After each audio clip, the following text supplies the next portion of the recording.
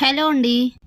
జ్యోత్స్న మేడపైకి వెళ్తూ పక్కనే ఉన్న పూలకుండిని తన్నుకొని పడిపోతే ఇక బ్లడ్ రావడంతో వెంటనే సూరజ్ అయితే కట్టుకట్టి తన్నైతే చూసేసరికి ఇక ఇంట్లో అందరూ కూడా అలా చూస్తూ ఉండిపోతారు. అదే తనని అలా దెబ్బ తగిలితే చూడలేక అని అయితే అంటాడు సూరజ్.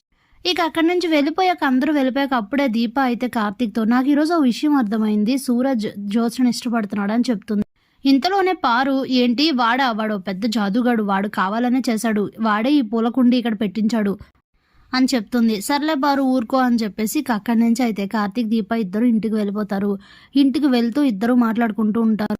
సూరజ్ పూలకుండి అక్కడ పెట్టించి తను జ్యోత్స్న పడిపోతే మళ్ళీ అంత ప్రేమగా కాలు తన మీదే పెట్టుకొని కట్టుకట్టి అంత ప్రేమ చూపించడం ఏంటి, దీన్నేమో నువ్వు ప్రేమ అంటున్నావేంటి అని అంటాడు కార్తీక్. ఇది పక్కాగా ప్రేమే, సూరజ్కి జ్యోత్స్న అంటే ఇష్టం, అది ఇంట్లో అందరికీ తెలియచేయడానికి అలా చేశాడు.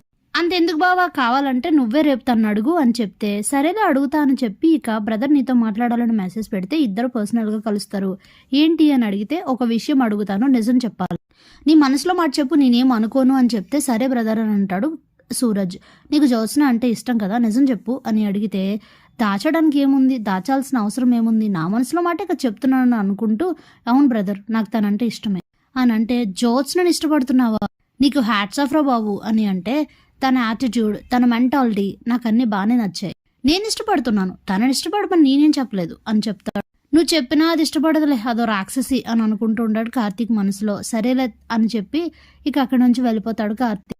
అప్పుడే సూరజ్ తన మనసులో ఈ విషయం కార్తీక్ బ్రోకి చెప్పడం మంచిదే, ఈ విషయం ముందుకు వెళ్ళి జ్యోత్స్న నాకు భార్య అయితే నాకు మంచిదే కదా, నాకు ఇష్టమే కదా అని అనుకుంటూ ఉంటాడు. ఇక శివనారాయణ దగ్గరికి అలాగే దశరథ్ కూడా వచ్చేస్తాడు. ఇద్దరితో అయితే కార్తీక్ మాట్లాడతాడు.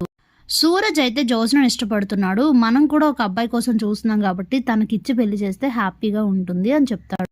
సూరజ్ అయితే చాలా మంచోడు కదా, ఎలాగో డబ్బుల కోసం వాటి కోసం ఆలోచించే మెంటాలిటీ కాదు, అలాంటి వాడికి ఇచ్చి చేస్తే హ్యాపీగా ఉంటుందని చెప్పి ఇక అందరినీ పిలిచి సూరజ్ని జ్యోత్స్నకి ఇచ్చి పెళ్లి చేద్దాం అనుకుంటున్నానని చెప్తాడు. ఏంటి వాడా, నాకు అస్సలు ఇష్టం లేదు తాత అని చెప్తుంది.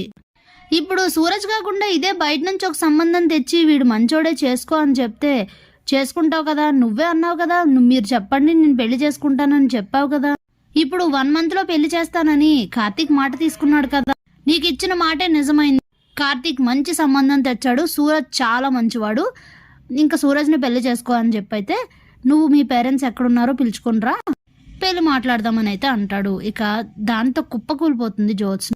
Thanks for watching.